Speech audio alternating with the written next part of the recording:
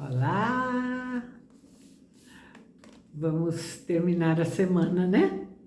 Com mais um trecho da leitura do nosso livro, tá bom? O oásis estava iluminado apenas pela lua cheia quando o rapaz saiu. Eram 20 minutos de caminhada até sua tenda e ele começou a andar. Estava assustado com tudo o que havia acontecido. Tinha mergulhado na alma do mundo e o preço por acreditar nisso era a sua vida. Uma aposta alta. Mas tinha apostado alto desde o dia em que havia vendido suas ovelhas para seguir sua lenda pessoal. E como dizia o cameleiro, morrer amanhã era tão bom como morrer em qualquer outro dia. Todo dia era feito para ser vivido ou para abandonar o mundo. Tudo dependia apenas de uma palavra: Maktub. Caminhou em silêncio. Não estava arrependido. Se morresse amanhã, seria porque Deus não estava com vontade de mudar o futuro. Mas teria morrido depois de haver cruzado o estreito, trabalhado em uma loja de cristais, conhecido o silêncio do deserto e os olhos de Fátima. Tinha vivido intensamente cada um dos seus dias, desde que havia saído de casa há tanto tempo. Se morresse amanhã, seus olhos teriam visto muito mais coisas do que os olhos dos outros pastores, e o rapaz tinha orgulho disso. De repente ouviu um estrondo e foi jogado subitamente por terra, com o impacto de um vento que não conhecia. O lugar encheu-se de poeira que quase cobriu a lua. À sua frente, um enorme cavalo branco empinou, soltando um relincho aterrador. O rapaz mal podia ver o que se passava, mas quando a poeira assentou um pouco, sentiu um pavor que jamais havia sentido antes. Em cima do cavalo estava um cavaleiro todo vestido de negro, com um falcão em seu ombro esquerdo. Usava um turbante e um lenço que lhe cobria todo o rosto, deixando apenas os olhos de fora. Parecia um mensageiro do deserto, mas sua presença era mais forte do que todas as pessoas que havia conhecido na vida. O estranho cavaleiro puxou a enorme espada curva que trazia presa à sela.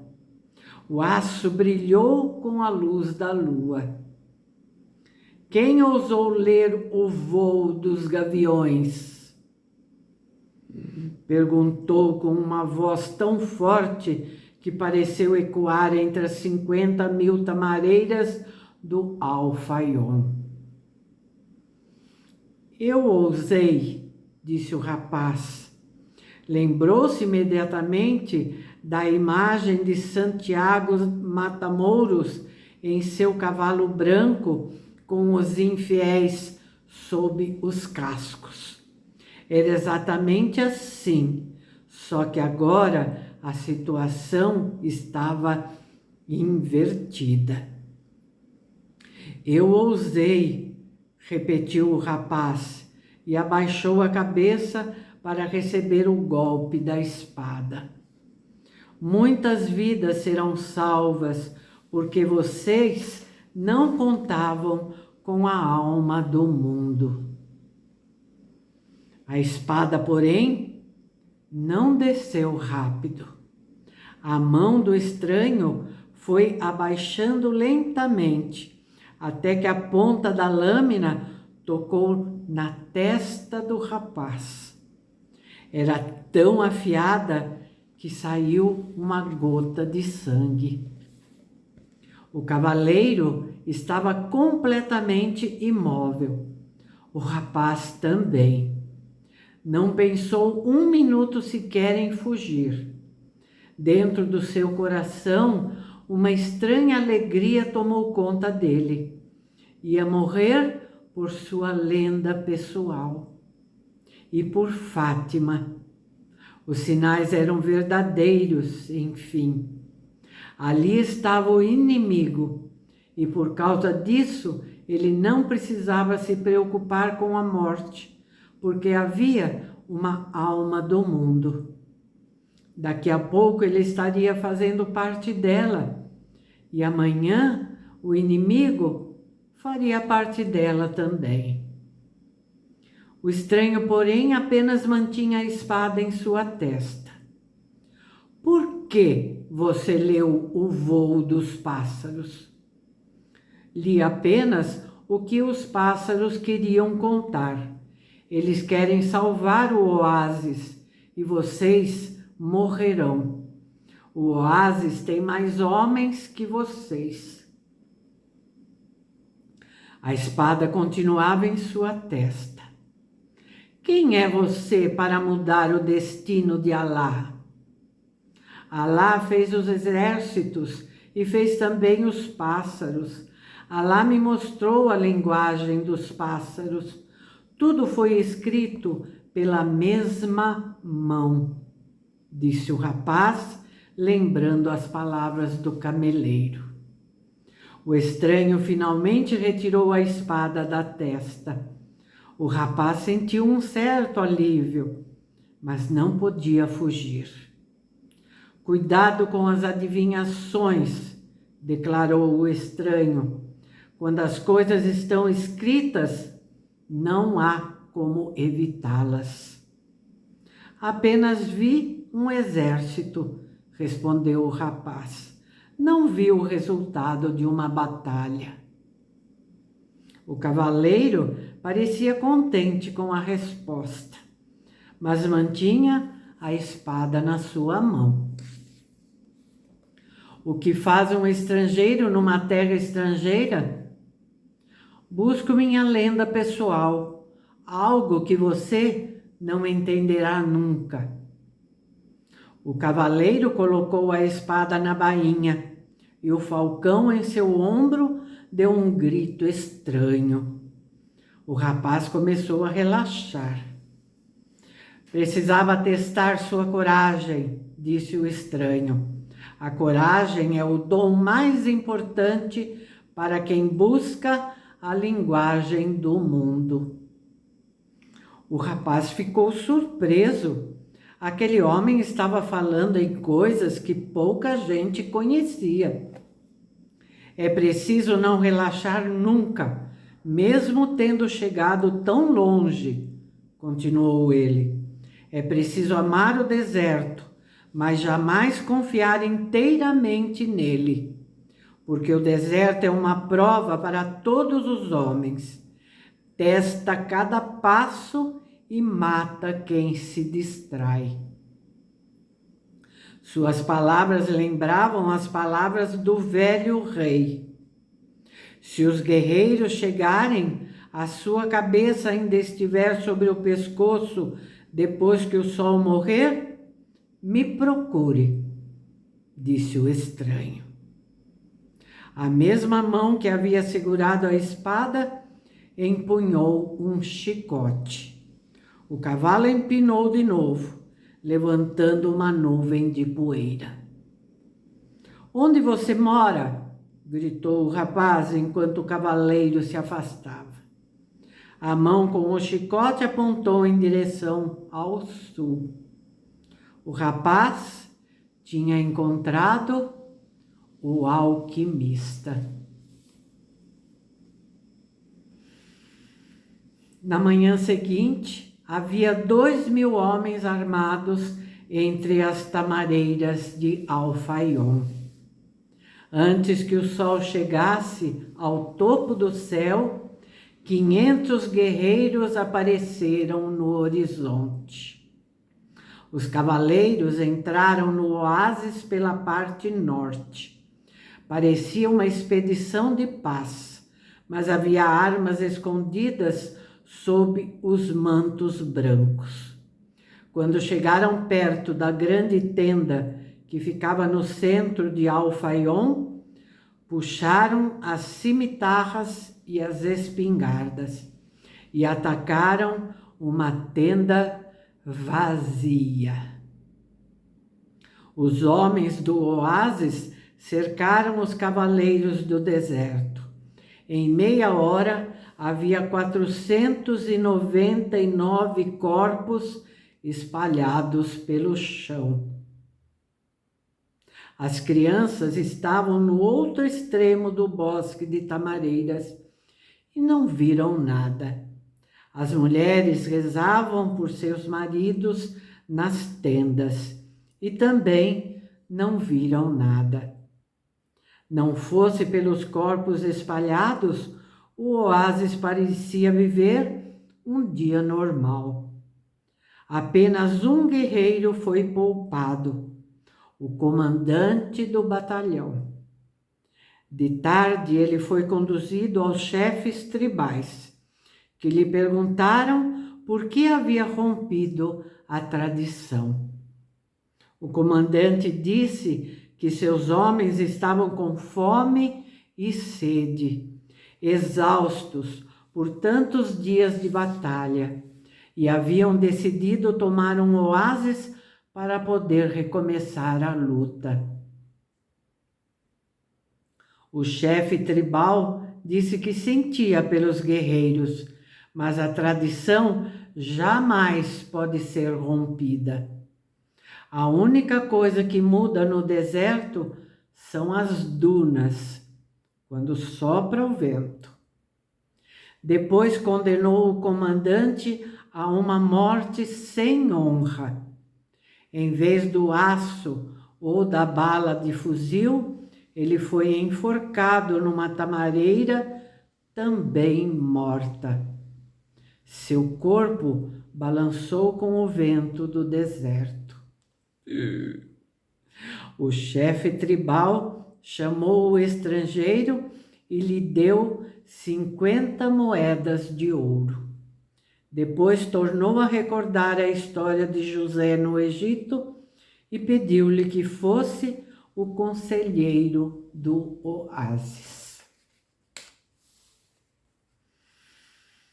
Quando o sol se pôs por completo e as primeiras estrelas começaram a aparecer, não brilhavam muito, porque a lua cheia continuava. O rapaz andou em direção ao sul. Havia apenas uma tenda, e alguns árabes que passavam diziam que o lugar era cheio de djinns. Mas o rapaz sentou-se e esperou durante muito tempo. O alquimista apareceu quando a lua já estava alta no céu. Trazia 2 gaviões mortos no ombro. Aqui estou, disse o rapaz. Não devia estar, respondeu o alquimista. Ou sua lenda pessoal era chegar até aqui. Existe uma guerra entre os clãs. Não é possível cruzar o deserto. O alquimista desceu do cavalo e fez sinal para que o rapaz entrasse com ele na tenda. Era uma tenda igual a todas as outras que havia conhecido no oásis, exceto a grande tenda central, que tinha o luxo dos contos de fada. Ele procurou os aparelhos e fornos de alquimia, mas não encontrou nada. Havia apenas uns poucos livros empilhados, um fogão para cozinhar e os tapetes cheios de desenhos misteriosos. Sente-se que vou preparar um chá, disse o alquimista, e comeremos juntos esses gaviões.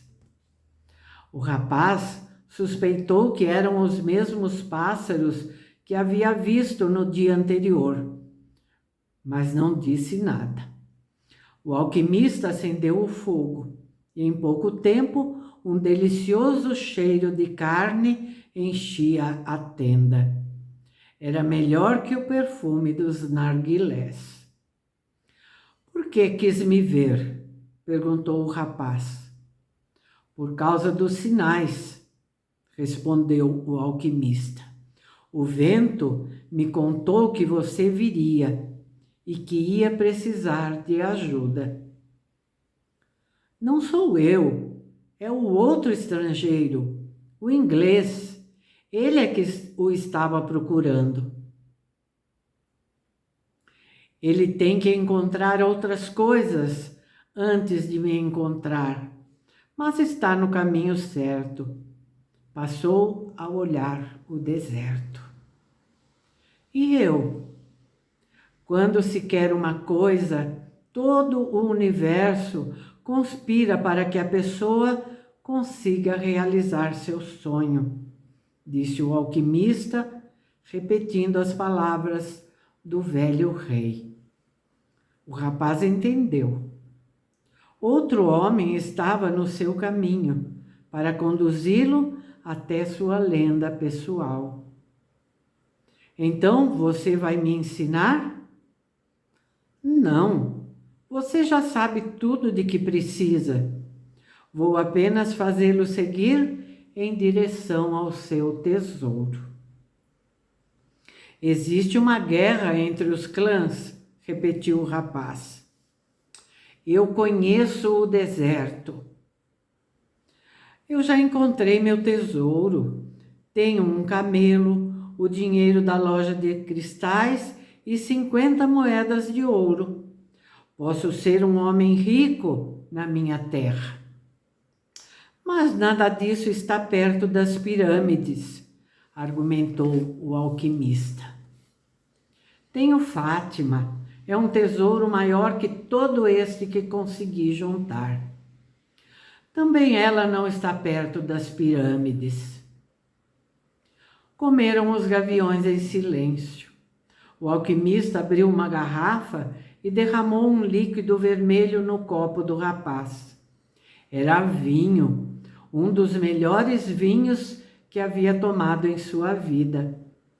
Mas o vinho era proibido pela lei. O mal não é o que entra na boca do homem, ponderou o alquimista. O mal é o que sai dela.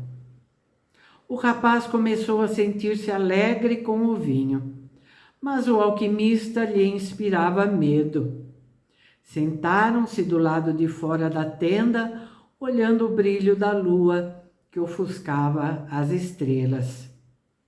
Beba e se distraia um pouco, disse o alquimista, notando que o rapaz começava a ficar cada vez mais alegre. Repouse como um guerreiro repousa sempre antes do combate. Mas não esqueça que o seu coração está onde está o seu tesouro, e que seu tesouro precisa ser encontrado para que tudo isso que você descobriu no caminho possa fazer sentido. Amanhã, venda seu camelo e compre um cavalo. Os camelos são traiçoeiros, andam milhares de passos e não dão qualquer sinal de cansaço. De repente, porém, ajoelham e morrem. Os cavalos vão se cansando aos poucos e você sempre poderá saber quando pode exigir deles ou a época em que vão morrer.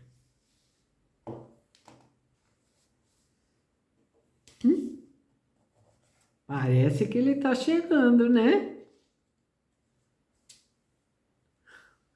Vamos ver.